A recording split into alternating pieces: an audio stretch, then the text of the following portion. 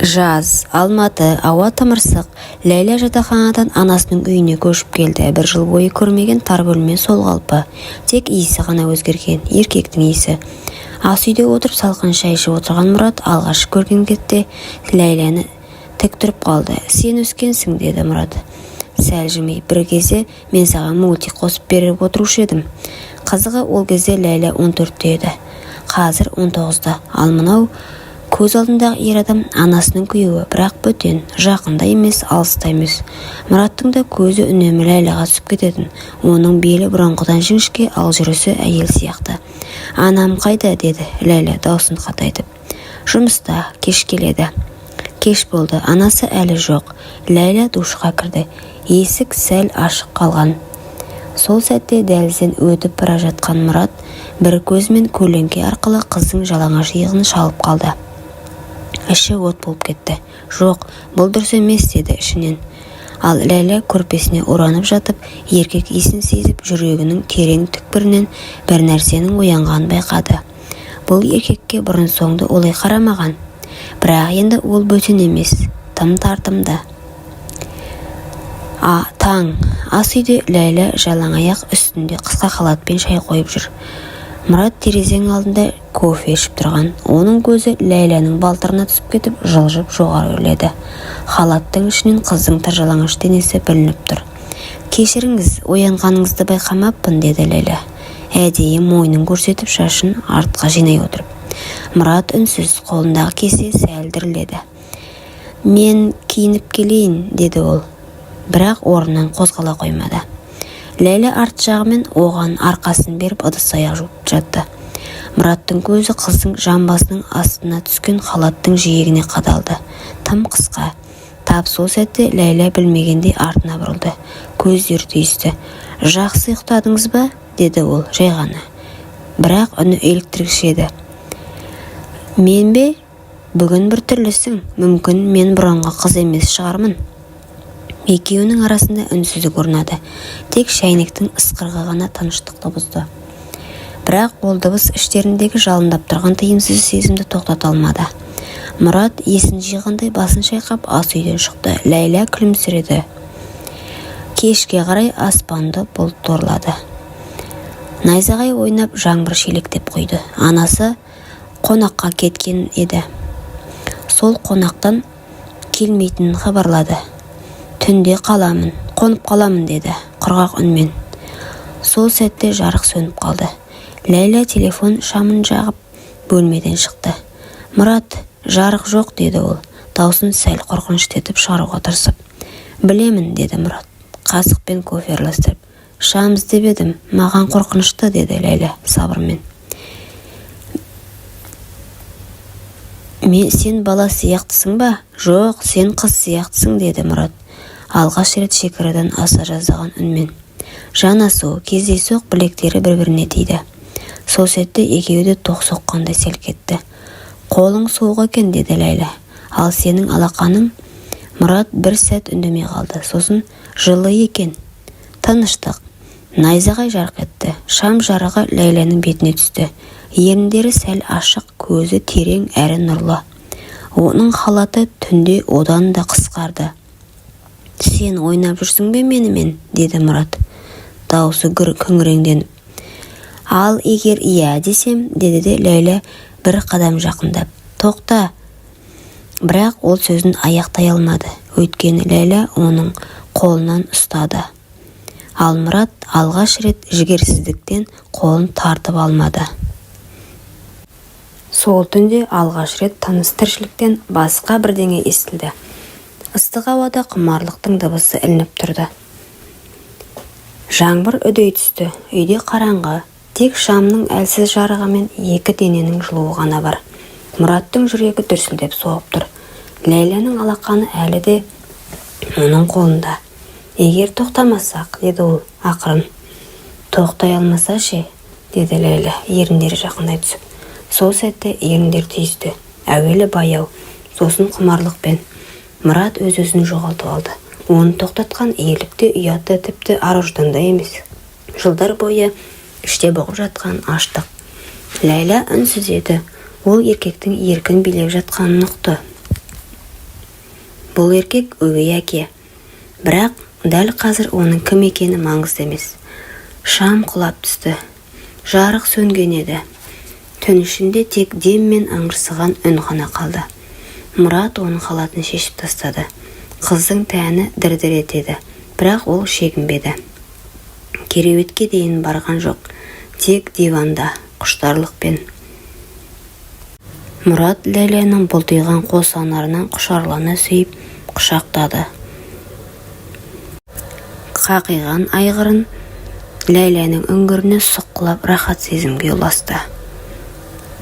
Бәрі аяқталған соң үнсіздік орнады. Мұрат терең дем алып жатты. Біз мұны істемеміз керек еді, деді ол. Бірақ біз істедік, деді Ләйлә, көрпесін жамылып. Енді бәрі өзгерді. Сол сәтте екеуінің өздерінің не істегенін сезінбеді. Тыйым бұзылды, артқа жол жоқ. Таң атты. Мұраттың жанын кінәлілік күйретіп жатыр. Ол ұйықтамаған. Жуынбастан жұмысқа кетіп қалды. Артында тек қырынбаған жүзі мен ішіндегі арыждан арпалысып қалды. Қалай мен бұған бардым? Ол қыз, ол әйелімнің қызы. Ал Ләйлә төсекте шалқасынан жатыр. Көзінде қуат. Енді бәрі менің қолымда. Ол мені қалайды. Ол айна алдында тұрды. Өзінің тәніне қарап кешегі іздерді есіне алды. Түндегі жігерсіздік емес, еркектің шын құмарлығы сезілді. Бірақ оның өзіне деген сенімін еселеп жіберді. Кешке Мұрат жұмыстан шаршап келді. Есіктен кіре сала көздері қайта түйісті. Кешіктіңіз ғой, деді Ләйлә сықылықтап. Мені сағындыңыз ба? Ләйлә, деді Мұрат сәл ашулы үнмен. Кеше не болғанын ұмытайық, бұл дұрыс емес. Жақсы, ұмытайық, бірақ анама айтайын ба, деді ол кенет байыппен. Мұраттың жүзі бозарып кетті. Не? Жоқ, жай қалжың ғой. Ол оның жанына келіп мойнынан иіскеп, бірақ сен менің денемді ұмыта алмайсың. Өзім де сені түнде ойлап ұйықтай алмаймын, деп сыбырлады. Мұрат оның орнынан тұрып кетпек болды, бірақ қыз оның белінен ұстап қалды. Тағы да қаламайсың ба, деді ол еріндерін тістеп. Мұрат үндемеді. Бұл үнсіздік келісім еді. Соңғы аптада бәрі өзгерді. Мұрат бұрынғыдай емес, үнемі ойда, көңілі алаң. Ал Ләйлә керісінше жайнап жүр. Үстіндегі киім қысқара түсті. Дауыс ырғағы сызылып шықты. Тіпті анасының алдында да ашық ойнап жүр. Бір күні таңғы асты анасы күлімсіреп отырып, қызық, Мұрат, сен менің қызымды бұрынғыдан да жақсы көріп кеткейсің ғой, дейді. Мұрат қасы түсіріп алды. Қайдағы сөз, ол бала. Бала деп атауға аузың барса, деді анасы бір түрлі үнмен. Ләйлә үндемей шай ішіп отырды. Кешкісін Ләйлә мен Мұрат тағы оңаша қалды. Ол күдіктеніп жүр, деді Мұрат терезеден қарап. Сен қобалжыған сайын ол байқайды, деді Ләйлә. Ол еркектің артына келіп мойнынан құшақтады. Сен енді менікісің. Қалағанымда келесің, айтқанымды істейсің, әлде бас тартқың келе ме? Сен бұл ойыңды тым алысқа бара жатырсың, Ләйлә. Жоқ, Мұрат, ол ойын емес, бұл билік. Мен сені бақылап отырамын. Ал егер анаңа айтып қойсаң, не болады? Айтпаймын. Сен ұнайсың. Бірақ сен менімен болғың келсе, бәріне төзесің. Мұрат үнсіз қалды. Оның құшағында тұрған қыздың иісі есін алды. Ол өзін әлсіз сезінді. Бір қыздың құшағында тұрып, өз үйінде тұтқын болғанын түсінді. Сол түні есіктің арғы жағынан дыбыс шықты. Анасы ұйықтай алмай дәлізге шыққан.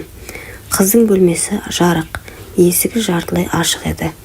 Ішке үңілді, ешкім көрінбейді, бірақ шам жанып тұр. Тек аяғының ізі жатын бөлмеге қарай. Мұрат, деді ол түн ортасында. Иә, деген дауыс шықты жанынан. Қыздың бөлмесінде жүрсің бе? Жоқ, жай шамын өшіріп жатыр едім. Күдік қоюлана түсті. Келесі күн анасы күтпеген жерден үйден шығып кетті. Түстен кейін келем, деді. Бірақ ол кетісімен-ақ Ләйлә ваннада тұрды. Сүлгісімен. Мұрат оны көріп артына бұрылғанда қыз жалаңаш денесімен еркектің алдында тоқтады. Енді жоқ деме, деді ол. Кеш қалдық. Ол оны құшақтады. Еріндері түйісіп ыстық бұл ваннаның ішін басып кетті. Бұрынғыдан да жабайырақ құмарлықпен. Дәл сол сәтте есік сықырлады. Анасы келіп тұр. «Ләйла», деді ол, «үйде ешкім жоқ». «Ешкім жоқ па?» Ваннада үнсіздік. Екеуі қатып қалды. Сүлгі жерге түсіп кеткен. Ләйла Мұраттың денесіне жабысып тұр. «Мені жасыр», деді ол ақырын. Мұрат үнсіз есіктің жауып, қызды душтың артына жасырып үлгірді. Анасы кіріп келді. «Мұрат, кім бар? Мен жуынғалы жатыр едім». Анасы күдікпен қарап ваннаға бір көз тастады. Сосын, «Қызық, үйде әйел иісі тым қою», деді. Ол шығып кеткенде Ләйлә сыбырлады. «Сен әлі де менікісің». Анасы ештеңе айтпады, бірақ күдігі ішін тіліп көзқарас салқындап кетті. Бір күні үйге күтпей келді. Үнсіз жатын бөлмеге жақындап есікті ашты. Ал алдында еденде шашылған киім, кереуеттің шеті, ал үстінде Ләйла мен Мұрат. Көздері түйісті. Мұрат орнынан тұра алмай қалды. Ләйла көрпемен оранды. «Сен менің қызым емессің. Анашым, сен менің күйеуімді». Дауысы дірілдеп, көзі жасаурап, тізесі бүгіріп кетті. «Анашым, бәрі жай емес, бұл жеркеніш, екеуің де мен үшін өлдіңдер». Анасы есікті тарс жауып үйден шығып кетті. Кейін ол Ләйләні үйден қуып шықты. Қыз түк демеді, кетіп бара жатып тек артына бұрылып, «Сен де бәрін жоғалттың, мама», деді. Мұрат әйеліне қайта-қайта кешірім сұрап келіп жүрді. «Мен сені сүйем, қателік болды. Бұл кешіріммен жуылатын нәрсе емес», деді әйелі. «Сен менің ең үлкен сенімімді өлтірдің». Ол оны ешқашан кешіре алмады.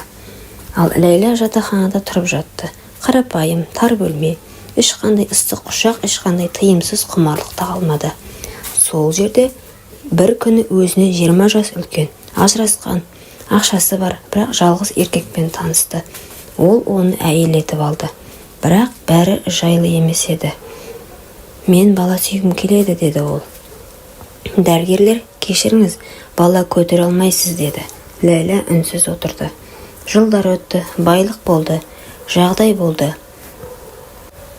Бай еркек жатақханадан алып кеткенмен бақыт орнамады. Жылдар өтті, байлық болды, жағдай болды. Бірақ үйде үнсіздік. Бос терезе алдында отырып, ол әлгі жаңбырлы түнді еске түсірді. Сол құмарлық бәрінің басы еді. Өмір өкінішпен өтті. Жүрегі ешқашан аналық махаббатты сезінбеді. Жанында адам болса да ішінде бос орын қалды. Құрметті оқырман, өмірден алынған шынайы оқиғаларды тыңдағыңыз келсе, менің арнама тіркеліп, лайк, комментарий жазып қолдап кетіңіздер. Тыңдағандарыңызға мыңда бір рахмет.